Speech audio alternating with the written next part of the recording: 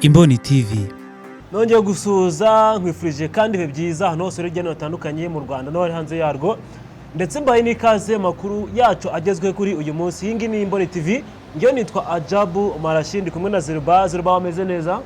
Yameze neza, nashima Imana. Muri bisi hari utuntu tw'uturwara. Kirimo yarahindutse, harimo ubuntu bw'gripe, ariko nyine ni ukwihangana kw'isi meze. Hanyuma Zirba, tugiye kureba amakuru ari kuvuga muri aya masaha, ndetse kuva ejo hashize n'uyu munsi haramukiye ibitero bikomeye cyane muri Burasirazuba bwa Kongo, aho leta ya Kongo biciye mu gisirikare cyabo FARDC barashe cyane ku birindiro bya FC M23, ndetse binarangira hari ibice bimwe na bimwe byigaruriwe na leta ya Kongo. Mu by'ukuri ibice byambuwe AFC M23 bya ku ruhande rwa Kongo. Ndagira ngo umfashe turebe muri rusange ibitero byayewe bivuga ejo ndetse n'uyu munsi byanagize ingaruka ku barwanya ba AFC M23 bigatuma hari ibice batakaza. Turaza no kureba byatumye badeployinga izindi ngabo ku munsi w'ejo hashize. Hari amakamyo, amakamyo nabonye ni 8. Amakamyo ageze ku 8 arimo ingabo iya 9 ipakiye intwaro. Izo kamyo amakuru uri abaturage n'abana beza kibona hari ahitagira atya akabaye bafata amavideo rwose kakagenda barayasharinga rwose.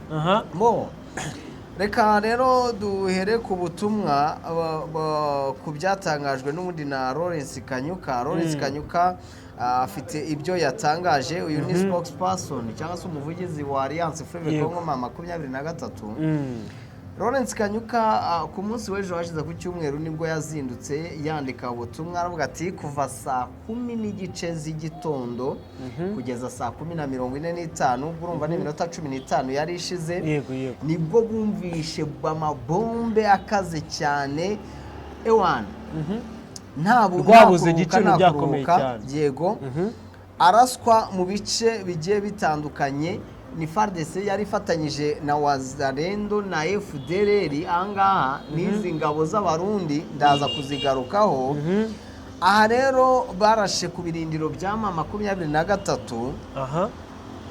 Barasa mu duce tugiye kugarukaho ni Katoyi cyangwa se Gatoyi, barasa Gasheke, barasa Murema, barasa muri Mberwa ndetse na Ruki, aho bararasa n'ibice bitandukanye yitwa Mutobo. Aho hose leta ya Kinshasa yarahabombarize uburyo bukomeye cyane.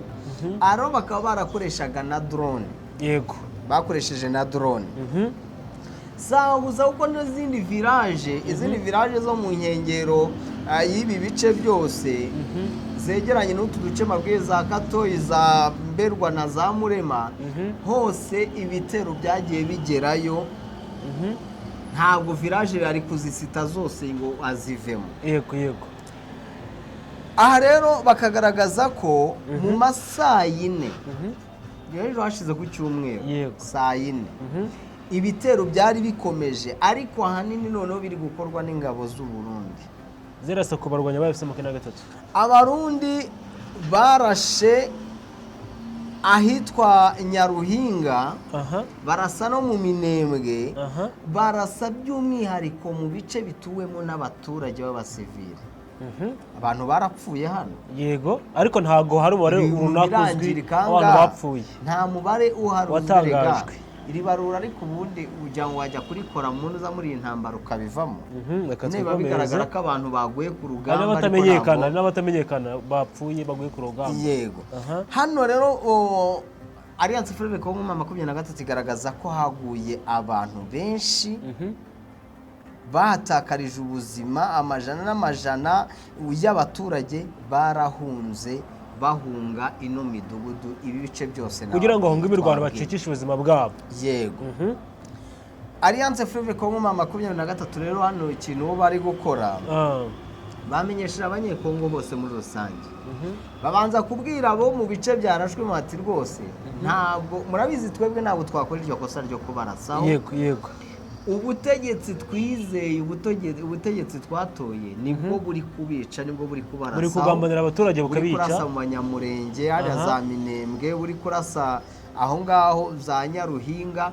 Nyaruhinga naho hatuyeyo n'Abanyamurenge batuyeyo. Yego.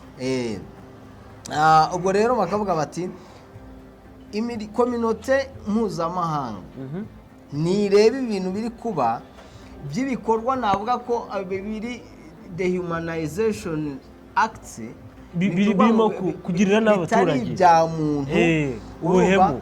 Yego, baravuga bati ibi ni ibikorwa by'intambara biri gukorwa n'ubutegetsi bwa Kinshasa bigaragaza ko n'aka gahenge leta ya Angola yavuze ko katangiye ku itariki 18. Sibyo nakubwira, ntabwo kubahirijwe rwose. Agahenge karimo kari oya ni byaragaragaraga ni ukurangiza umuhango nyine bakandika nta gahenge nta magambo aba yavuzwe biri aho ngaho, ariko ntacyo uba wijeje abantu. Yego, ubwo rero bakavuga bati ubutegetsi bwa Kinshasa ikiburaje ishinga ni ukwica abaturage nta kindi.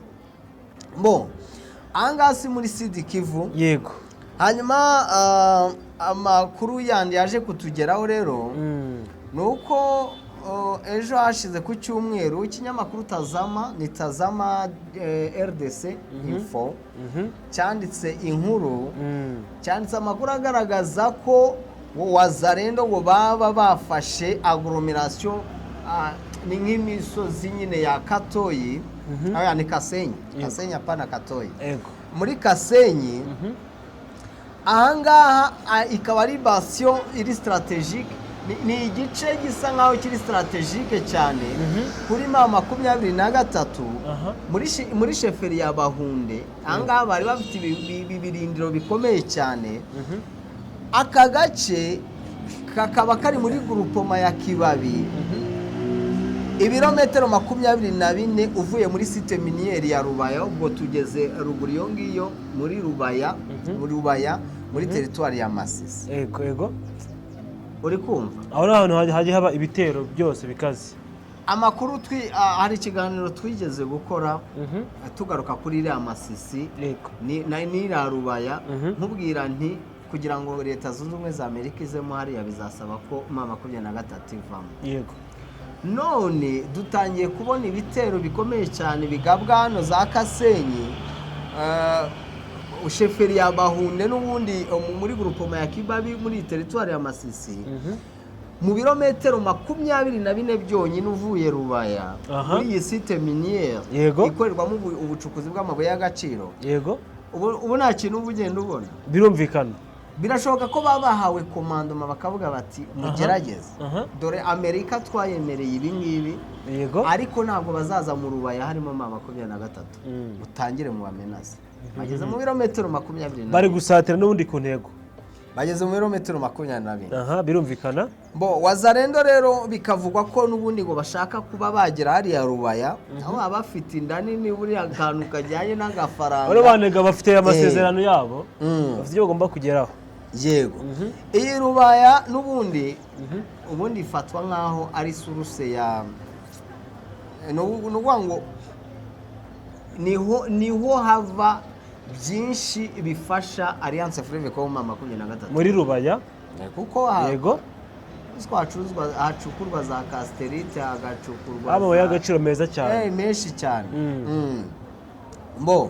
Ubwo rero igihari ni uko hari umusozi wa Kalonge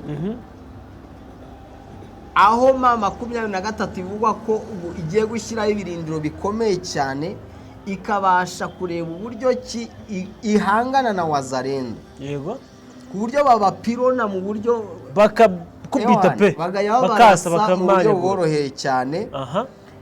Izi Wazalendo nyinshi zikaba ziri ahitwa Cugi ndetse na Kinigi, kugira ngo barebe buryo ki bazambura 23 ibirindiro by'umwihariko kuri iyi position nayo ikaze cyane ya Karongi. Amakuru hano urugamba ntabwo rworoshye. None bino bice bitandukanye byigaruriwe na leta nibihe bice? Aze za Kasenyi. Kasenyi erega ntabwo bavuga ngo ni ibice binini. Abarimo gufata position nukuvuga ngo ni nko gufata nk'agasozi runaka, na agglomeration. Ariko no haba ari ingenzi buryo barwanye bakakwambura igice runaka nubwo kabari metero imwe nyine harimo gutsindwa. Yego, ariko ntabwo mu by'ukuri abantu mukurikirana 23 nimuze kugira ngo wenda bavuye mu Rubaya. Oya hari mu birometero 24 uvuye mu Rubaya. Ntabwo ari ukuvuga ngo babakuye mu Rubaya. Ariko kumva ko bari gusatira. Yego. Bo ibi rero byabanjirijwe n'ubundi no kuba hariya muri sheferi ya Basiki Sidi Kivu. Ubwo niko turi kuvuga ibyagiye biranga na weekend. Yego. Muri village ya Bubara. Yego. Mu ijoro ni ukuvuga ngo ryo kuwa gatanu rishyira kuwa gatandatu nibyo. Yego. Ahangaha hari zone de sante n'ubundi ya Ruringu na ni ya Bubara. Yego. Ziri mu birometero 65 uvuye mu majyaruguru n'ubundi ya Shabunda, muri centre ya Shabunda. Wazalendo bo muri n'ubundi muri groupe yo kwa general autoproclamé yitwa Ciel Basir. Abangaba bavuye Ruringu bagaba ibitero mu bice bigiye bitandukanye bituwemo n'abaturage. Aha hari abaturage bivugwa ko bapfuye by'umwihariko bo muri ibice bya Bubara, abaturage b'abasivili basanzwe. Aha.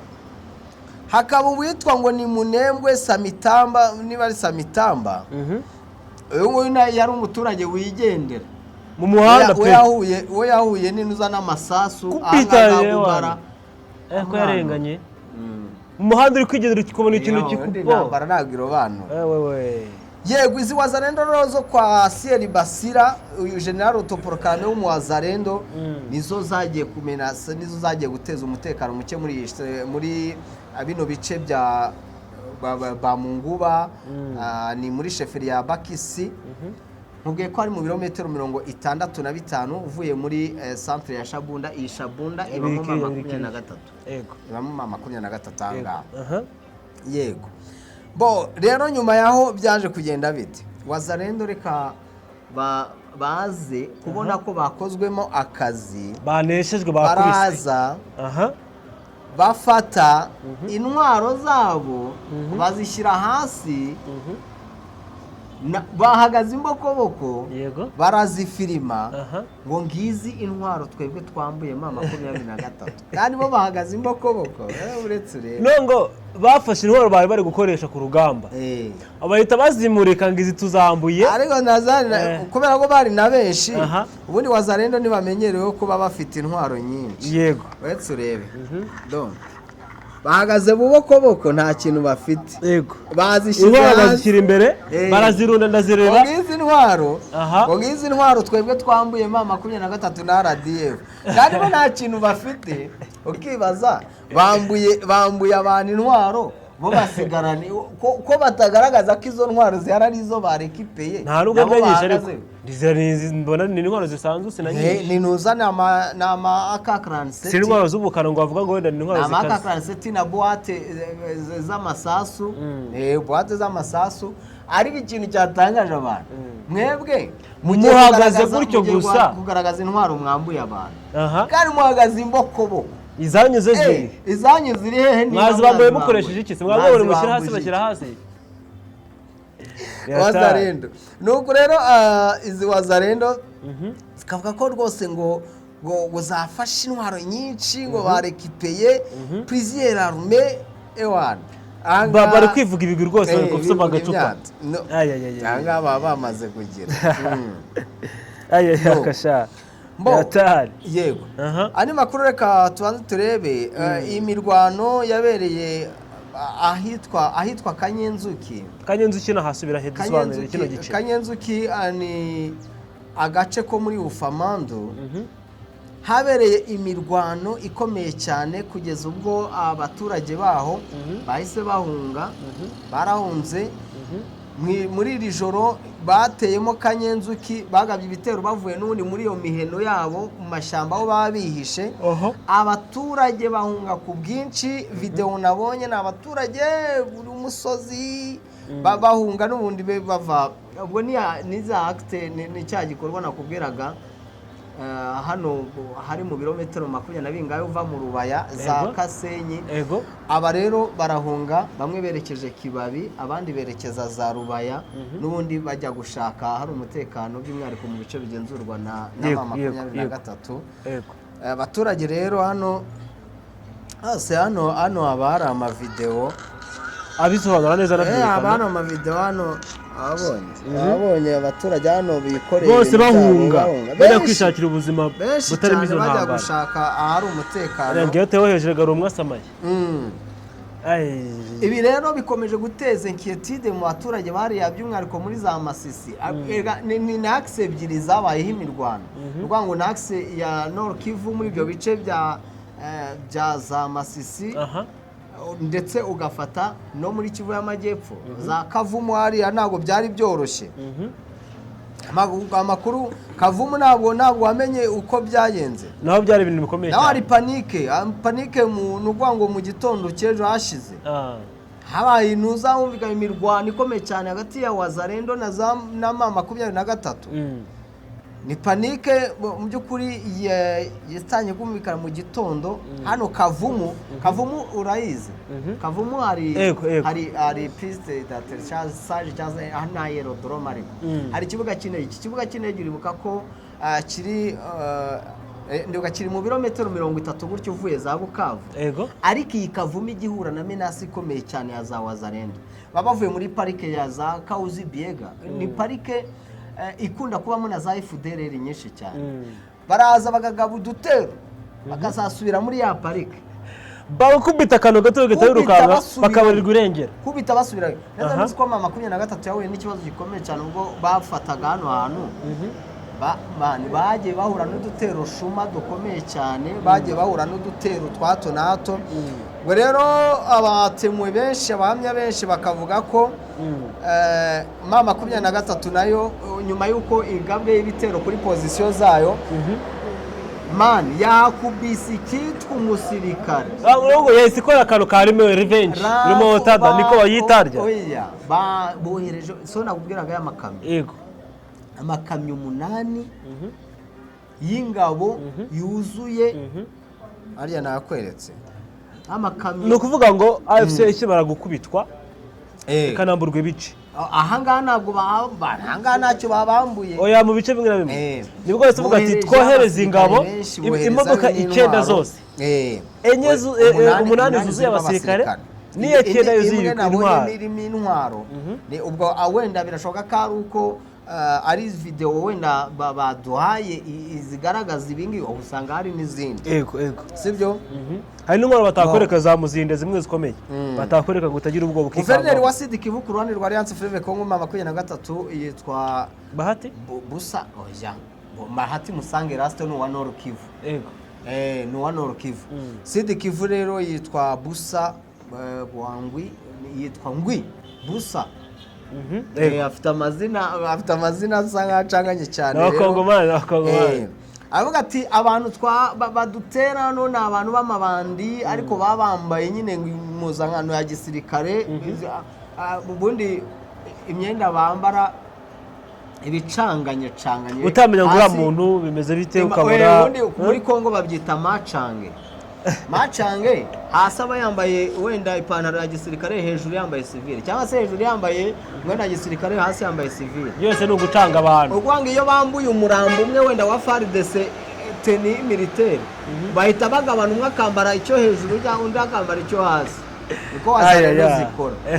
Ati rero baramabandi twaje intwaro rwose, gusa igisirikare cyacu bahise bametriza elema nyine zari zije guteza umutekano muke. Abasirikare bari kuri patrouille bafite icyo bahise bakora nuko. Ariko ikintu gihari nuko iyi situation ya CCRF yatangajwe na Angola iragoranye cyane kuba wayumva uburyo ari CCRF ibitero bikomeye cyane hariya muri birabe. Abantu nsimva bitaragoranye, niba genge katakoherezwa buri munsi akabintu biteye ubwo bagurcyanye ikibazo. Ntabwo byo kubahirizwa byo nabyo. Ni umugani ni imvugo abantu batuye no gutekereza by'agahenge nyine, nuko byibagirwa. Nuko nkuko niko bimeze. ariko noneho wenda tuvira rimwe kuri izi ntambara uyu munsi urumva umunsi utangira saa sita n'umunota umwe tuba saa sita n'isegonda rimwe tuba twinjiye mu wundi munsi hari saa 7:45 twari twageze ku wa mbere yego nibwo nanone wongeye kumvikana ibitero bikomeye cyane bombardoma yakozwe mu baturage by'umwihariko mu bice bya Rumbishi mu baturage ba Rumbishi baraye bahagaze Irumbishi bakavuga ko ibitero byaho byatumye byisha abantu benshi ndetse abandi bakava mu byabo bagahunga hano amakuru nabonye nuko hari abavictime babiri hari Dieme Mudahakana ndetse na Mwawe Evariste bo bakomeretse bikomeye cyane n'abakomeretse muri ibyo bitero cyane ndetse bajyanwa mu bitaro aho bavuga ko ubuzima bwabo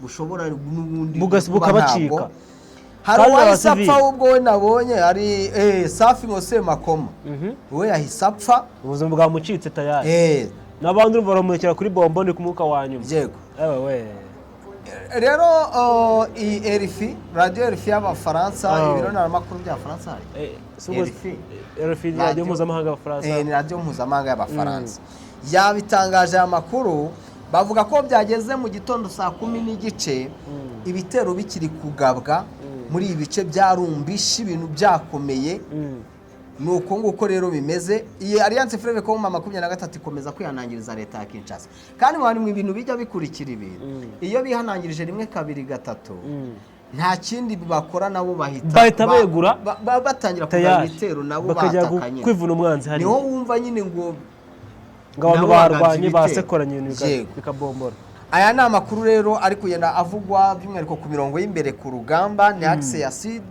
Kivu na axe ya Nord Kivu n'ibingibi biri kuhavugwa ariko nabonye CRP yo kwa Thomas Rubanga hariya muri Ituri yahuye n'akaga gakomeye cyane nabonye bapresenta intwaro hano zigiye kwifashishwa muri CRP ya Thomas Rubanga bafashe